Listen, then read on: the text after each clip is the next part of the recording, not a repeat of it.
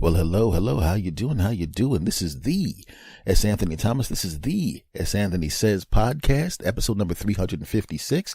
How are you doing? Hey, man. Hey, look, I just want to say before we get started, I want to thank you very, very much. You guys were very, very kind about missing yours truly when I took a little time off. You made it clear that you like the show. Thank you very much. I much appreciated and I'm talking about everywhere, not just the United States. I'm talking about, yes, you too, and Canada and Australia and England and all the other places that are listening to this. Thank you very much. Much love to every last one of you. Now, I talked about being 50 before, and as it turns out, I'm still 50. And one of the things I started realizing basically is I drive an older car. I tend to hold on to things until they fall apart. Like, I won't get another car till this car blows up. I had my computer, my last computer before I got another one. I had that one until it blew up. Until something. So it's really weird how I hold on to things.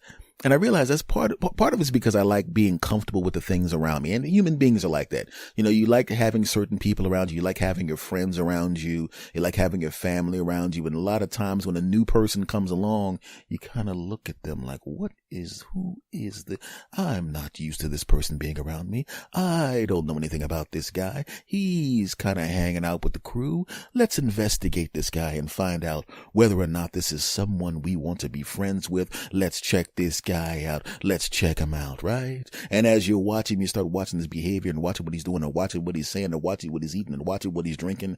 And you're starting to make little checklists in your head. Hey, that guy's pretty cool. He likes the same teams that I like.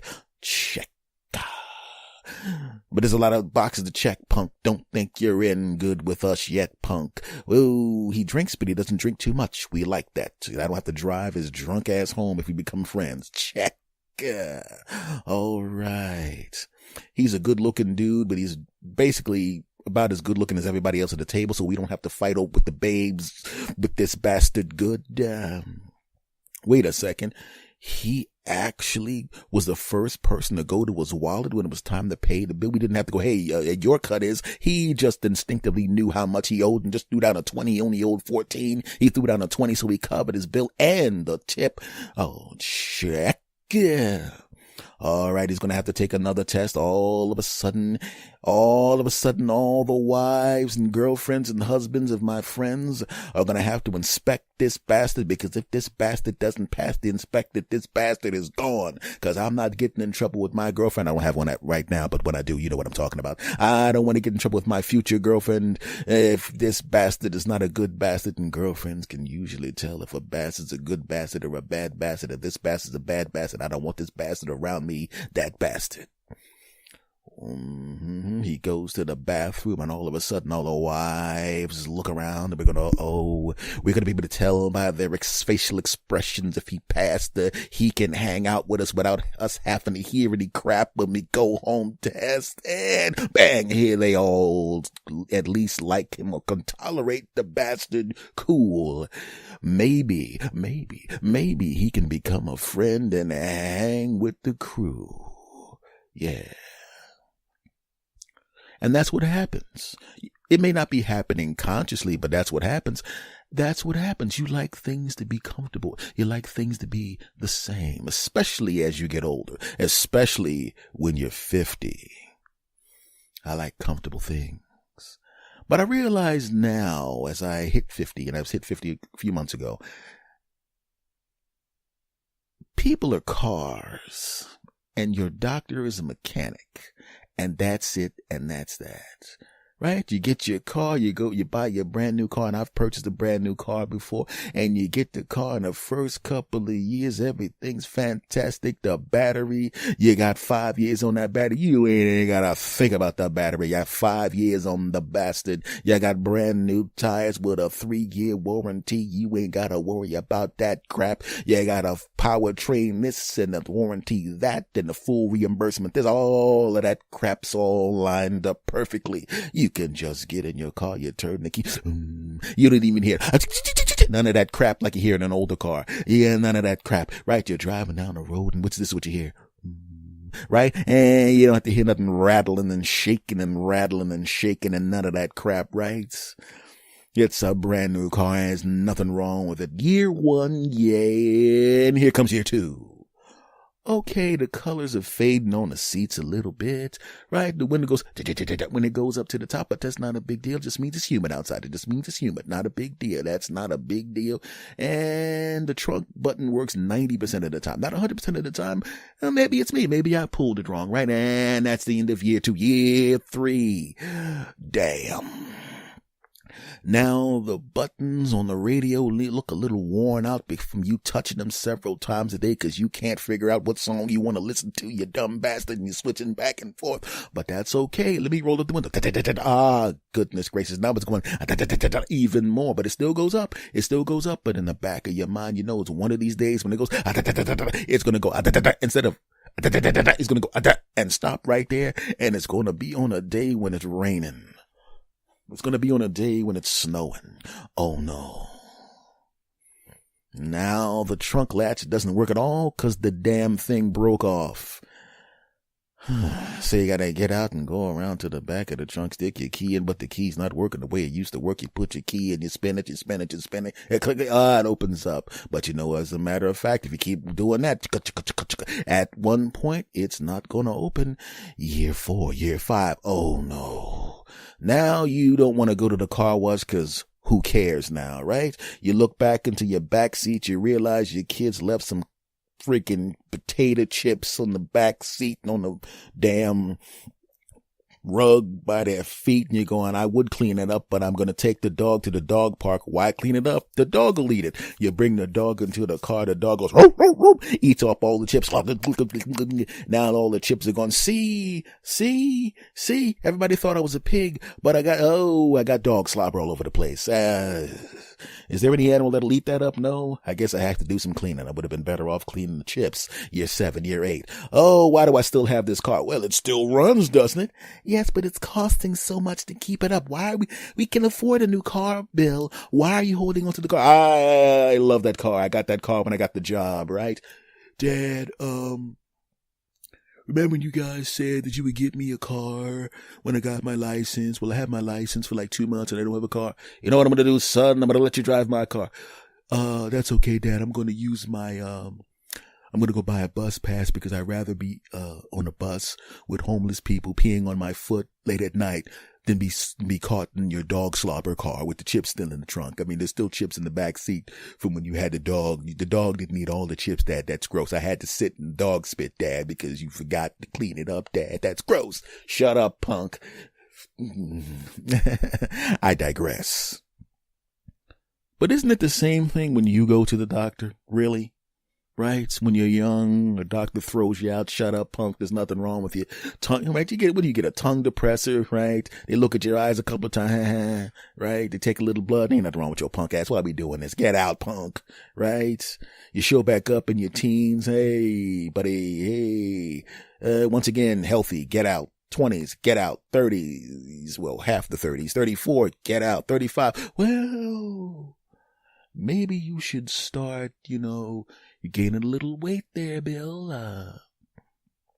I mean, still in pretty good shape, compared to, like, about average shape, but, you're getting up there, Bill. You're getting up there. You should probably work out a little bit. Your cholesterol's still within acceptable range, but it was really low last time, Bill. Maybe you should calm down on the cupcakes with lard on them, okay? Then you get into your 40s and all of a sudden your doctor doesn't even walk into you. When you were young, your doctor would just run into the office really quickly as soon as you got there because they know they ain't have to do crap, right? Right? They walk in, hey, I just wanted to stick my head and say you're healthy, get out. But I didn't take any tests yet. You're 24. Shut up. Get out. Right? You're 40, 45, 50. Doctor walks in. How you doing? Right? They don't even sit down in the chair like they want to relax. They just plop down in the chair. Oh, God. Right? And the file for your health looks like a friggin' phone book. By the way, kids, phone books were things we used before the internet. Moving on. Right? And you're sitting there and the doctor's going through all your crap, right? And you start seeing words in there that they didn't even bother saying to you. It's like their code. You say, could be, if he doesn't he doesn't get control of his weight, he'll be obese. What the hell? Hey, how come you never said that to me? No, don't worry about it. It's just a code for the computer. There's a code called fat bastard. There's really, that's fate bastard. It means good looking guy. Oh, okay. Well, I'm stupid. I believe that. You know what I'm talking about. And you get to 45 years old and 46, 47, 48, and your doctor starts saying things to you like, you don't have to worry about this now, but, you're getting up there, you're heading towards 50, buddy, and, when you turn 50, it'd be time to get that colonoscopy, buddy, be time to get that. Okay. Then you turn 50. Oh, no. Your doctor walks in, looks at you, got a guilty look on their face like they did something wrong and they didn't tell you about it. And they know it's inevitable that you're going to find out about the thing wrong that they did to you. You're looking at the doctor and you're going, wait a second, I didn't take any blood tests yet, so there's nothing to check. You're going to tell me something happened. What is it? And the doctor looks at you and she goes, listen, I'm going to make a call for you and set you up with Dr. And they use the doctor's name. I'll say Dr. Geiger. I'll just make a name up. Dr. Geiger. Are you retiring or something? You're young. What are you retiring? Oh, I'm not retiring. I just need you to go see this doctor for me. You're my doctor. Dr. Geiger's a gastroenterologist. And yeah, here, I want you to take this. And you can call if you want. You can make an appointment. It's up to you. Colonoscopy? Yeah, it's that time. It's that time.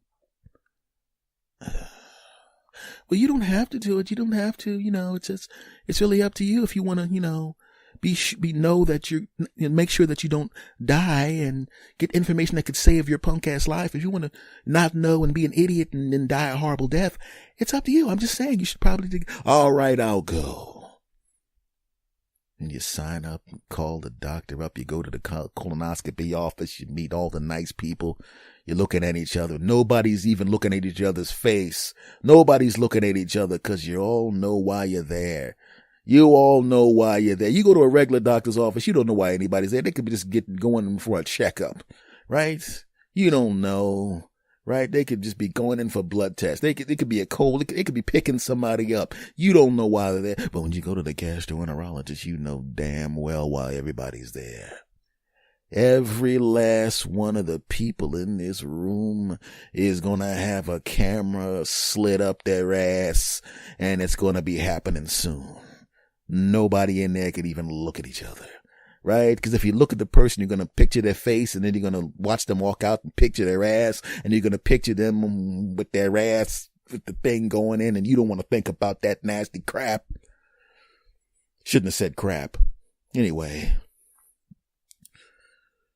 Go in there, and the guy's a nice guy, The only problem is when you go into the gastroenterologist, sitting there, the guy's a nice guy, does some tests or whatever, and the whole damn wall is nothing but colons and asses. Can't you put up whatever happened to going into a doctor's office and there's a picture of a heart or something? Yeah, I know he's a gastroenterologist and he does that, the gastrointestinal system, so basically it's guts and asses, but still put up something else, damn it. Looking around, everything on the wall. This is what cancer looks like. You're dead, die, death, crush, death. Death. Let me look over here. Death. Muerto. In Spanish, damn it. Oh, bastard. But he turns out to be a sweet guy. Hey, Mr. Thomas, great to see you. Okay, we're going to schedule you for March 19th. It's really not that big of a deal. I'm the one that's actually going to be doing the procedure. And I've done thousands of these. It's really not that big of a deal. No one, it's really, there's no problem with any of this. It's just very, very routine. You won't even be awake for it. We'll give you we'll hook you up. We'll knock you out. We'll do the procedure. You'll wake up in the recovery room. Somebody will come to pick you up. You go home. It's pretty simple. It's not a big deal. It really isn't. Oh, okay, I'm glad you. I'll tell you though, boy, only thing people really complain about is the prep. The prep's worse than the prep's worse than the procedure. By the time people come to see me, it's all, the worst part's over. He laughed too long. Only thing missing was Batman chasing him. And he was laughing like the damn Joker. The prep. If this was a movie instead of a podcast, there would be the camera would zoom in on his face as he laughed. As his face turned into an evil clown or a devil. The prep. You bastard, stop laughing.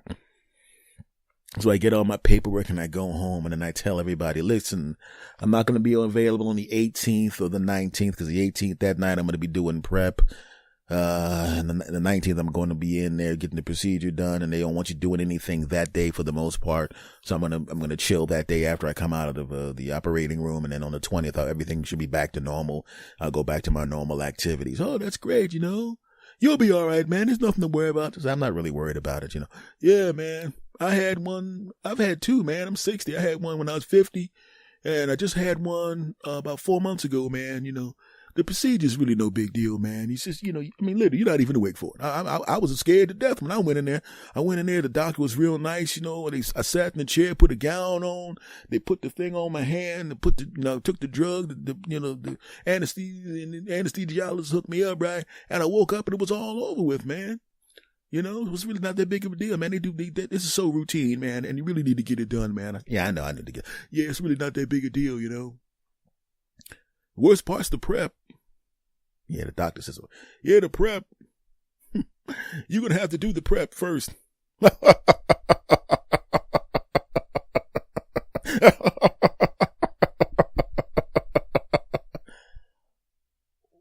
are you laughing? I'm just laughing because you're going to have to do the prep. The hell is wrong with you people with the fucking laughing? I'm just saying the prep's worse than the surgery. Okay, all right. I'll check you later, man. I'll talk to you. I'm going to be working, so I probably ain't going to see you till it's all over. I'll let you know how everything went, all right? No problem. Just have fun with that prep. Stop it. Good Lord. Man, dudes, man. Maybe I can be comforted by talking to some ladies. My auntie went through it. She's a real surgery doctor punk, so if she can handle it, I ain't got nothing to worry about it. Hey, auntie. Yeah. Yeah, you had a colonoscopy, right? Yeah, I did. I had a colonoscopy. It was 2 years ago. How was it? It was really, I don't like hospitals. I don't like going to doctors.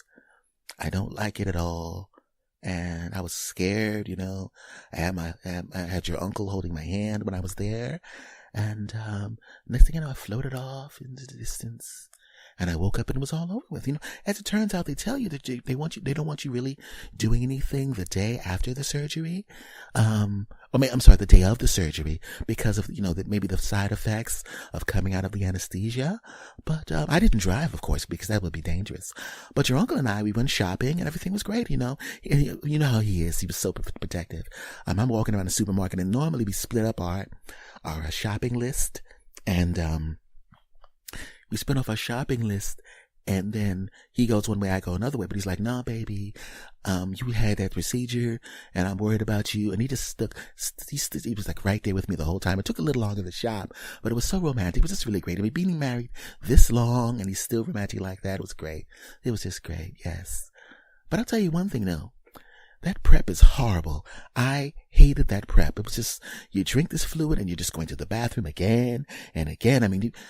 I'll be honest with you. After the third or fourth glass of that liquid, I literally went upstairs with a chair and I sat in the hallway by the bathroom because I thought it was gross to just sit on the toilet and drink. I don't want to eat. I know I need the liquid is to make me go to the bathroom, but it's just something about drinking something or eating something in the bathroom. So I put a chair outside of the bathroom, then took the prep, waited a few minutes, and of course I had to go right into the bathroom and do what I needed to do. I don't want to be indelicate, but you sit down, I don't like to use language, but you sit down and take a, big poop. Okay. And, but that was the worst part about it all.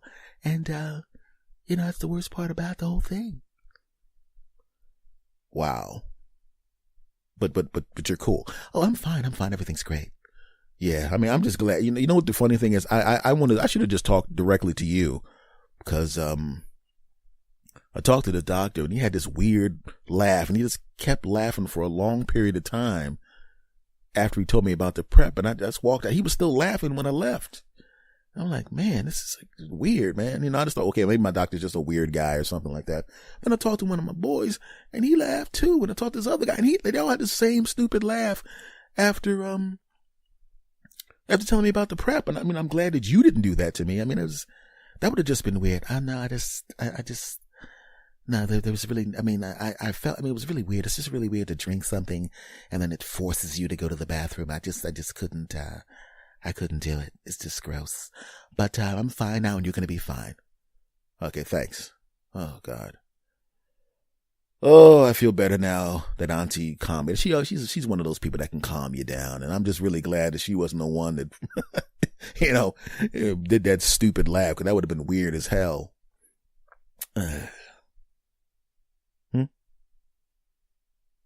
Well, my auntie's calling me back. It's Anthony. Do you need a ride back from the Yeah, I do. I actually have a ride back from the colonoscopy. Okay, I just want to make sure you had a ride back. Okay. All right, take care. All right, bye-bye. Oh, God. Well, folks, look, I'm just going to end this podcast here. I just want to let you know that if your doctor tells you to go to get a colonoscopy, you should just go and do it. And, what the hell's going on over there? Auntie? What the hell's she doing? Let me go over and see what she's doing. Man, I thought she was going to go back in the house. Hey, Auntie, what's going on? Yes? Yes. I can't hold it in any longer. I tried my best. It has to happen. What? You're going in for a prep, huh? You're gonna have prep, right? Yes.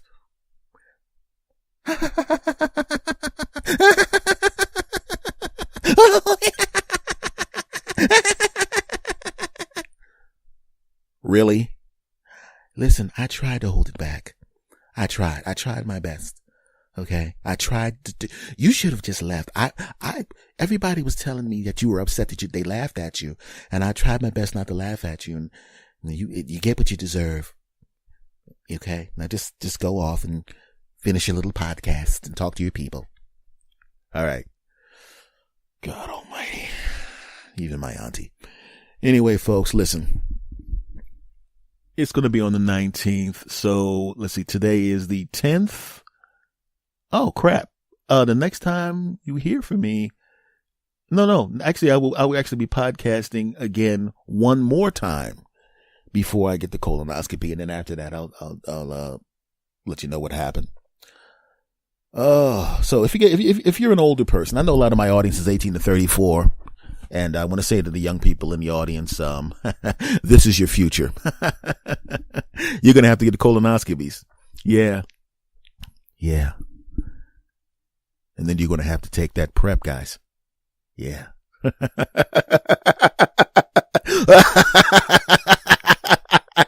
It'll be your turn.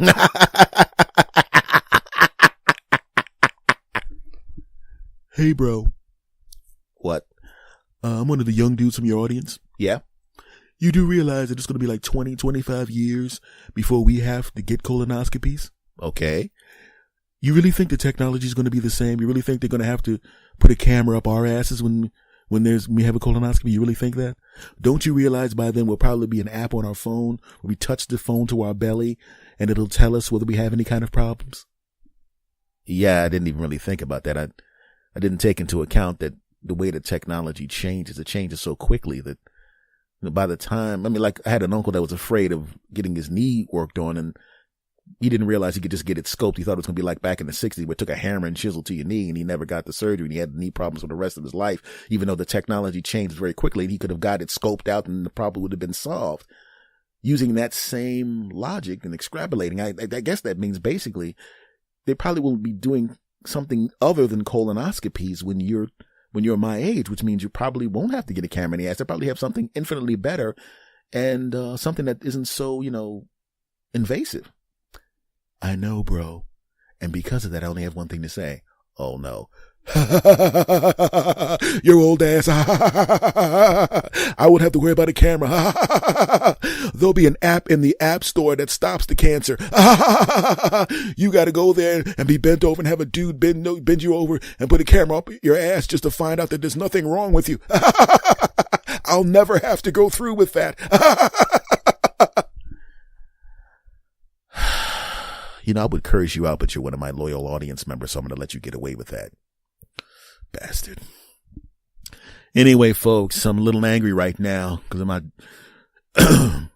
you can leave now. You've already mocked me on my own show. You're going to get a camera in your ass, old man. Get the fuck out. Jesus Christ. All right, folks, I got to end this podcast. I'm getting aggravated with everybody. This has been episode 356 of the S. Anthony Says podcast. This podcast is everywhere. Stitcher Radio, TuneIn Radio, iTunes, iHeartRadio, Spotify, iTunes. Look, if they play podcasts, this podcast is on it, and you should go and subscribe to this podcast and tell your friends to subscribe to this podcast and spread the word about this podcast like you've already been doing, because I appreciate you for doing it. And I will see you again next week. Let me look at the calendar again. It's March 10th. Next week is the 17th, which is a day before the prep. So there's, I'm going to try my best to not even mention the colonoscopy prep coming up that week, just because, I've already talked about it this week. There's no reason to talk about it again, right? Just kidding. On the 24th, the week after the colonoscopy, I'm talking about it again, and it'll be funny.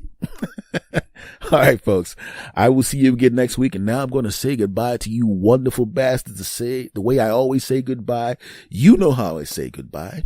You know how I always say goodbye. Some of you even told me that when you're in the car, just like when Horatio Kane would take off his sunglasses on CSI Miami and he'd go, Frank, this guy's a winner. Then he put his sunglasses on and then the music would come on. Yeah, we won't get food again. Well, as it turns out, you people Horatio Kane me with my sign off. So let's do it. I know you're in the car. I know you're all sitting in the car. You're going to do it at the same time I'm doing it. So let's do it together.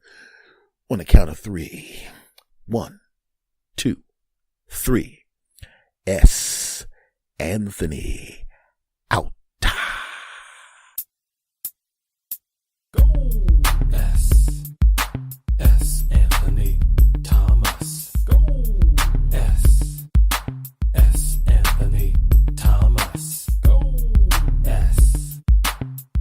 Anthony Thomas. Go. S. Anthony Thomas. Go ahead and laugh. Go ahead and smile. Go ahead and giggle. We're gonna get wild. Go ahead and clap. Go ahead and cheer. We're gonna have a good time while up in here.